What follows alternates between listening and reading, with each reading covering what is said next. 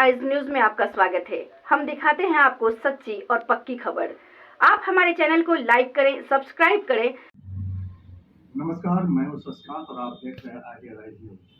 Idealise news के विशेष programme आईने में एक राजनीतिक बहस के अंतर्गत आज हमारे बीच देश बंधु कुमार उर्फ बुलबुल पासवान, ये पेशे से जिला परिषद है। वे वर्तमान में ये के नगर प्रखंड के जिला परिषद क्षेत्र संख्या 18 से हैं। तो इनसे हमारी बातचीत आज होगी। इनके विषय में मैं यही कहना चाहूँगा, चूँकि आप भी देख रहे हैं ऑन कैमरा कि ये बहुत ही कम उम्र के हैं, तो इनके विषय में मैं ये कहना चाहूँगा कि इन्होंने यह साबित कर दिया है कि हम भी किसी से कम तो नहीं, तूफान उठाकर मानेंगे। दुनिया को बदलने आए हैं, दुनिया को बदल कर मानेंगे। ये आए हैं और अपने पंचायत ही नहीं बल्कि अपने क्षेत्र संख्या 18 के तमाम समस्याओं को ये बदलने आए हैं। जबकि आपको मैं बताते चलूं कि इनके अधिकार क्षेत्र में यानी इनको जो वित्तीय राशि मिलती है, 16वीं वित्तीय राशि के अंतर्गत इनको अंशदान मिलता है सरकार के द्वारा और अनुदान मिलता है। और अंशदान अनुदान के अलावा इनको जो होता है उगाही ऋण पंचायत से या इनके क्षेत्र से जो होता है उनके उगाही ऋण इन्हें मिलता है। और इनके अधिकार क्षेत्र में जो है विद्यालय, अस्पताल, डिस्पेंसरी, भवन, संस्थान आदि के लिए प्राप्त राशि भी 16 में दिया गया है। स्ट्रीट लाइट के लिए राशि दिया गया था और पोखर सौंदर्यीकरण के लिए राशि दिया गया था। और इसके अलावा कई चीजें हैं जो ये खुद अपने मुख से बताएंगे हमें। तो जी बुलबुल जी, आपका बहुत बहुत स्वागत है। मैं चाहूंगा कि सर आप अपना संक्षिप्त परिचय दे दें हमारे सुधे दर्शक को। नमस्कार, मैं देश बंधु कुमार बुलबुल पासवान जिला परिषद के नगर क्षेत्र संख्या 18 से निर्वाचित हूँ। अच्छा, जिला परिषद को क्या क्या अधिकार मिला है, ये थोड़ा सा हमारे दर्शक को आप बताएं। देखिए, जिला परिषद को अधिकार की बात किया जाए तो हमें पंचायती राज में 15% के अधिकार मिले गए हैं, जिसमें कि 70% मुखिया जी को, 15% जिला परिषद, 15% समिति साहब को। तो उसके अंदर हमारे 6 पंचायत आ जाते हैं। तो उस तरह का जो योजना है 15% के अंदर जो भी योजना आती है, तो हम लोग को विकास के नाम पे बस ओनली पेपर टू पेपर रखा गया है और जमीनी स्तर पे विकास के नाम पे बस एक छोटा सा कहा जाए तो योजना थमा दिया गया है। और योजना जो होती है अभी 2-1.5 साल लगभग हम लोग का जिला परिषद पद ग्रहण किए हुए हो गए।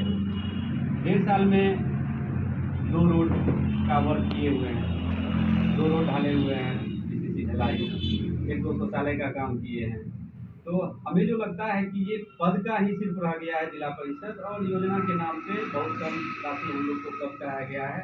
और एक बात हमेशा हम अपने सदन में भी करते हैं और उठाते आ रहे हैं कि जिला परिषद को जो भी पंचायत की योजना राशि पास होती आती है हमारे सदन से होके आती है और उसके नाम पे जिला परिषद के नाम पे 15% की योजना पास होती है। तो पंचायती राज में जो भी योजना आती है मुखिया के अंदर, उस योजना में हम लोग का कोई अधिकार या देखने तक की अधिकार नहीं दिया जाता है, जबकि सारी योजना हमारे ही सदन से पास होकर आती है।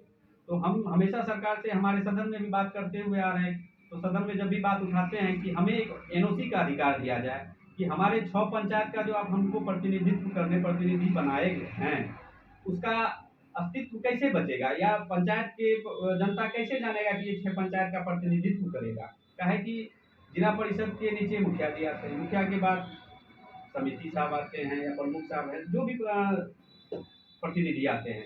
तो सबसे बड़े पद का गरिमा को देखा जाए तो जिला परिषद का पद का गरिमा को दिया गया है, लेकिन हम लोग को एक भी एनओसी का अधिकार नहीं दिया गया। तो हम सरकार से मांग करते हैं कि हमें एक एनओसी का अधिकार दिया जाए कि पंचायत में जो भी वर्क हो वो हम लोग के नज़र के सामने हो, हम लोग जाने। काहे कि आप लोग भी सर जान रहे हैं कि जो भी वर्क हो रहा है, कुछ वर्क ऐसा होता है कि ओनली पेपर पे होता है, जमीनी स्तर पे होता नहीं है। अगर हम लोग को एक एनओसी का अधिकार दे दिया जाता तो कम से कम उसको हम लोग जमीनी स्तर से तो देखते। क्या कि हम लोग जान रहे हैं कि अपने पद के गरिमा को जान रहे हैं कि जिला में बैठते हैं, अच्छे बुरे सबके साथ उठ बैठ होती है, तो हम लोग उस चीज को समझते हैं। तो हम सरकार से मांग करते हैं कि एक एनओसी का अधिकार हम लोग को दिया जाए कि जो पंचायत में जो भी वर्क हो उसको हम लोग अपने नजर से देखें, तो ना जनता के बीच हम लोग रह पाएंगे। तो इनका मांग था सरकार से कि एक एनओसी का अधिकार दिया जाए।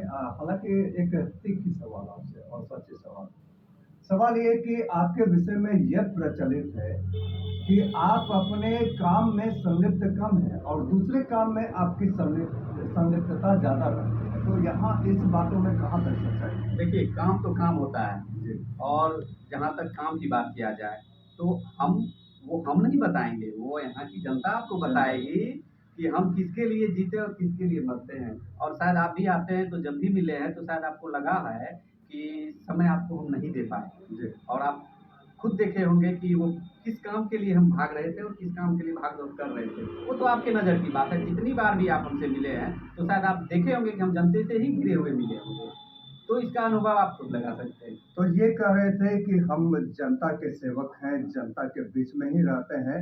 अब थोड़ा सा मैं मोड़ देना चाहूँगा, चूँकि ये कार्यक्रम का नाम है एक राजनीतिक बहस। तो जरा सा इनके पद से हट करके मैं इनके पंचायत में आ जाता हूँ कि परोरा पंचायत आपका पंचायत है, और इस पंचायत में क्या क्या कमियां हैं। अभी जैसे मैं आ रहा था तो ऑफ कैमरा मुझे कुछ लोगों ने बताया कि यहाँ पे इंदिरावास में पैसा लिया जाता है, तो क्या ये सच्चाई है इन बातों में? देखिए, सच्चाई तो है, बिल्कुल सच्चाई है, इसको झुठला भी नहीं सकते हैं, क्योंकि इसको दो नज़र से देखा जाए। एक, कि इंदिरा आवास का लाभ जिस गरीब के लिए सरकार ने ये संविधान में, या इस सरकार ने जिस गरीब के लिए इस योजना को लाया है सरकार ने, तो क्या वो गरीब को इंदिरा आवास मिला है? आप जाइए, महादलित टोला जाइए, संथाल टोला जाइए, क्या वो लोग को इंदिरा आवास नहीं मिलना चाहिए? वो क्यों वंचित है भाई? क्यों वंचित है? अगर इंदिरा आवास गरीब के लिए है तो गरीब आज भी झोपड़पट्टी में क्यों जी रहे हैं? शौचालय क्यों नहीं है? हम उस दिन भी आप गणेशपुर पंचायत में, जहाँ पे नीतीश कुमार जी आने वाले थे, तो उस दिन भी हमने इस बात को उठाया था। तो जब नीतीश कुमार जी आने वाले थे तो बड़े स्तर पे वहाँ शौचालय बनने लगा, इंदिरा आवास का लाभ के लिए पेपर वर्क होने लगा, लेकिन हुआ कुछ नहीं, क्योंकि वहाँ प्रोग्राम कैंसिल हो गया। आधा अधूरा काम हुआ, प्रोग्राम कैंसिल हो गया, लेकिन हुआ कुछ नहीं। अगर वहाँ पहले ये हमने पूरा कर देते, अगर वहाँ पे इंदिरा आवास का लाभ जनता को, गरीब को मिल गया हुआ रहता, शौचालय मिल गया हुआ रहता, तो वो काम आधा अधूरा और पेपर पे नहीं होता, वो पहले से हुआ हुआ रहता। फिर उस पर हम क्या कर रहे हैं? तो आप देख लीजिए, महादलित टोला में चले जाइए, अभी भी हम तो भाई पक गए हैं, हम तो देख ही रहे हैं और रोज लड़ाई कर रहे हैं। सुबह भी बहुत जनता आया मेरे पास, तो हम उसको बोले कि तुम ऑन कैमरा आओ और बोलो। तो बहुत है कि डरता है कि भाई वो लाभ हमको मिलेगा कि नहीं मिलेगा। तो ये डर किसने पैदा किया है? वो डर हम खत्म करना चाहते हैं जनता के बीच से, कि तुम खुल के आओ, हम तुम्हारे साथ हैं, चलो जहां भी बोलना होगा, जहां भी लड़ना होगा, हम लड़ेंगे। कहीं 1 रुपया किसी को नजायज नहीं देना है। लेकिन यहाँ जनप्रतिनिधि ही, कुछ जनप्रतिनिधि ही उस जनते को बरगला के, डरा के, उससे इंदिरा आवास के नाम पे 2000, 2500 का मांग करता है। जो दिन भर रिक्शा चला के आता है, रात में खाता है और सुबह उठता है फिर रिक्शा चलाने जाता है, वो 2000 कभी दे नहीं पाएगा। और जो 2000 दे नहीं पाएगा वो इंदिरा आवास का लाभ ले नहीं पाएगा। अगर इंदिरा आवास का लाभ ले नहीं पाएगा, वो गरीब और झोपड़पट्टी में ही रहेगा, में ही जिएगा। अच्छा, इंदिरा आवास का लाभ मिलने के बाद भी किस्ती में पैसा का डिमांड किया जाता है, क्या ये बात बिल्कुल सही है? बिल्कुल बिल्कुल बिल्कुल बिल्कुल। कितना डिमांड किया जाता है? हमको तो यहाँ तक जानकारी है कि हर किस्त पे 10,000 ले लिया जाता है। जी अगर हम 1,20,000 का योजना है, उसमें 10 10 10 30,000 निकल जाती है, उसके बाद वो क्या घर बनाएगा? आप आज की महंगाई को देख रहे हैं, सीमेंट, बालू, गिट्टी, छड़, लेबर, मजदूर, क्या महंगाई का दौर चल रहा है। उस पर तो मात्र 1,20,000 में शौचालय नहीं बनता है। उसके बाद भी गरीब है तो भाई किसी तरह कुछ झोपड़पट्टी दीवार खड़ा करके अगर टीने दे दिया तो दे दिया, तो जीवन यापन होता है। आंधी तूफान बारिश धूप से बचता है। लेकिन उसमें भी अगर 30,000 निकल जाए तो क्या बचेगा? क्या बनाएगा और क्या खाएगा? साफ समझने वाली बात है। ये इनडायरेक्ट वे में आपने जनप्रतिनिधि पे ब्लेम लगाया, बिल्कुल। लेकिन कहीं ना कहीं जनता भी दोषी होती है साहब। उनको जब किस्त मिलता है तो वो घर नहीं बनाते हो, झोपड़पट्टी में ही रहते हैं और पैसे को खर्च कर देते हैं। तो क्या इसमें सच्चाई है? हाँ, इसमें भी सच्चाई है। तो इसके लिए सरकार अपनी पहल कर रही है, कानून व्यवस्था इस पर पहल कर रही है और इसको बड़े स्तर से पहल कर रही है। हमने बहुतों को इस बार देखा कि जो इस तरह का अंजाम दिया है, जो पैसा उठा लिया, घर नहीं बनाया तो उसका रिकवर किया गया, उस पर कानूनी कार्रवाई की गई। ये बहुत अच्छी पहल है और कानूनी कार्रवाई होनी चाहिए। आपको सरकार घर बनाने के लिए पैसा दिया, घर बनाइए, नहीं बनाती है तो कानूनी कार्रवाई है, इस पर रिकवर कर लिया जा रहा है। तो इसके लिए वो कानून की प्रक्रिया है, वो अपने स्तर से कर रही है, वो ठीक है। क्या नगर प्रखंड में रिकवर हुआ है? हाँ, अभी बहुत हुआ है, बहुत पंचायत हाँ में। हाँ हाँ हाँ।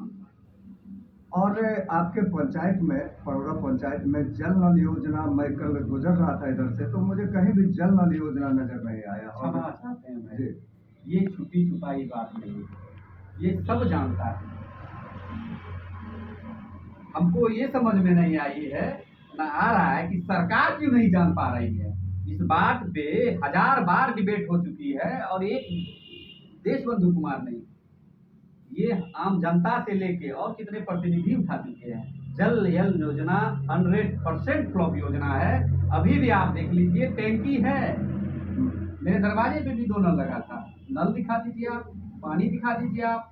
और जहाँ जहाँ भी गांव में, तब उस समय जब लग रहा था तो घूम रहे थे, तो कहीं नल खुला हुआ है, पानी बह रहा है, कोई गाली दे रहा है, मेरे दरवाजे पे पानी लग रहा है। और ऐसा हुआ कि आज नल जल योजना 0 माइनस पे चल रहा है, वो खत्म है, वो कोई योजना नहीं था। यानी नीतीश बाबू के 7 निश्चय में से एक ये निश्चय योजना समाप्त फ्लॉप है। और इसके अलावा क्या कमियां हैं आपके पंचायत में जो जनप्रतिनिधि के द्वारा नहीं किया जा रहा आम जनता के लिए, ये मैं जानना चाहूँगा। देखिए, जनप्रतिनिधि के द्वारा नहीं किया जा रहा ऐसा कुछ नहीं है। जनप्रतिनिधि का भी कुछ हाथ बंधा हुआ है, हाथ बंधा हुआ है। इसलिए बंधा हुआ है कि पदाधिकारी लोग कुछ इस तरह से डील करते हैं जनप्रतिनिधि लोग को, तो डील हो जाते हैं।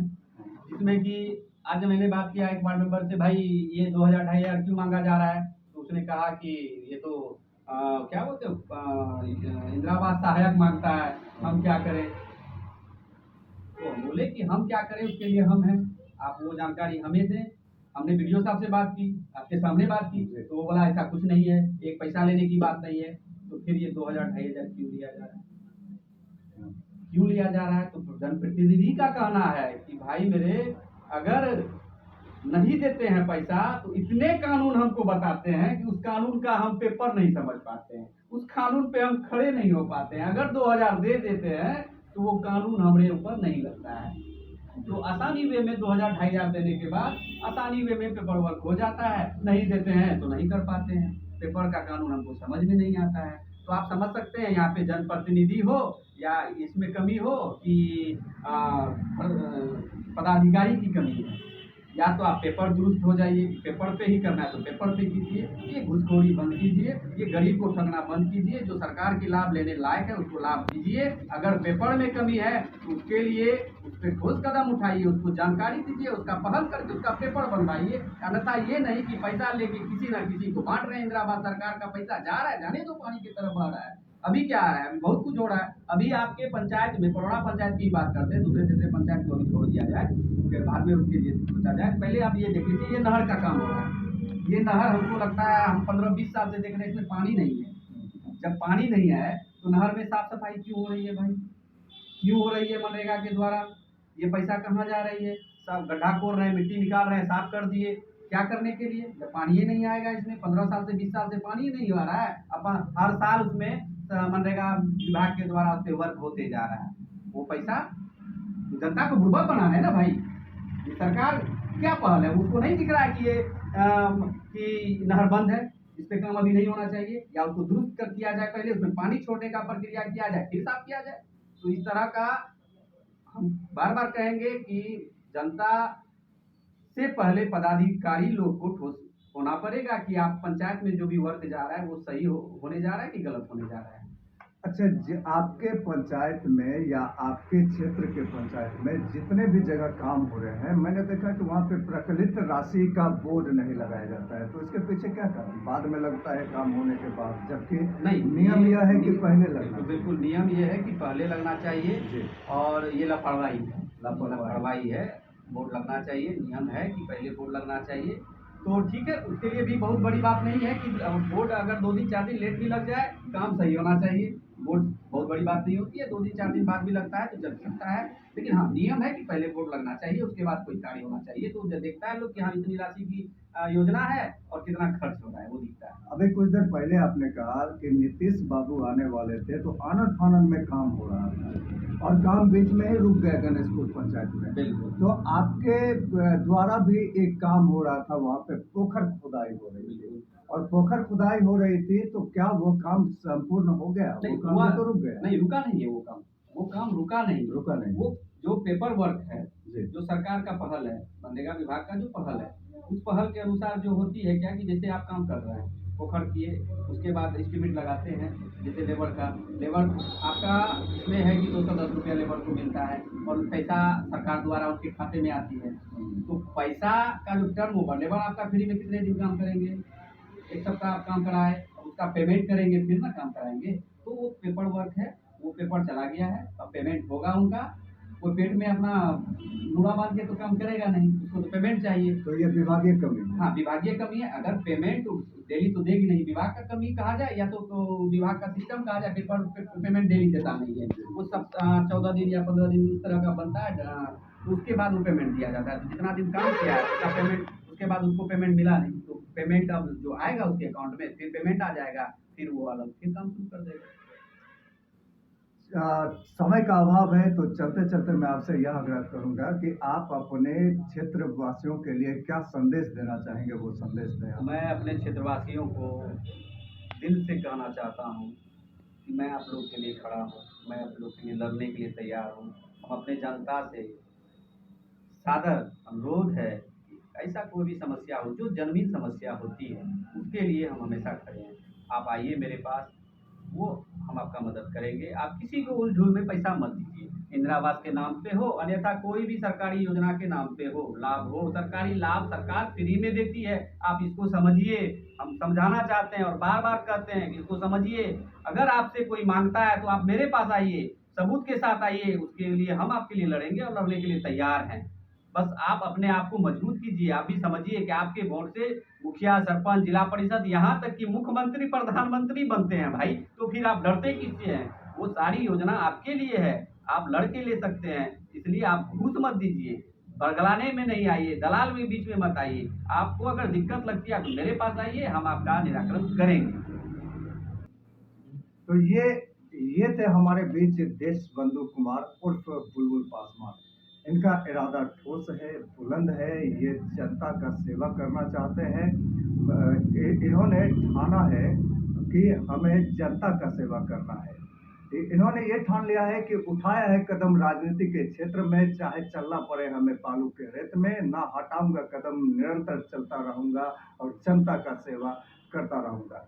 इसी के साथ मैं शशिकांत आप तमाम सूर्य दर्शक को प्रणाम करता हूँ, सलाम करता हूँ, सत श्री अकाल करता हूँ और आपसे आग्रह करता हूँ कि आप हमारे YouTube चैनल को सब्सक्राइब जरूर कर लें। रूबरू लेकर आ रहे हैं हर हफ्ते बुधवार शाम 7 बजे से। रूबरू में कला संस्कृति से जुड़े देश भर के नए पुराने तमाम कलाकार, साहित्यकार, नाटककार, कवि, आलोचक, निर्देशक, रंग विशेषज्ञ, अभिनेता होंगे। आइडियलाइज न्यूज की नई पेशकश, आईने में एक राजनीतिक बहस, हर मंगलवार और शनिवार शाम 7 बजे से। आइडियलाइज न्यूज की नई पेशकश, आईने में एक राजनीतिक बहस, हर मंगलवार और शनिवार शाम 7 बजे से।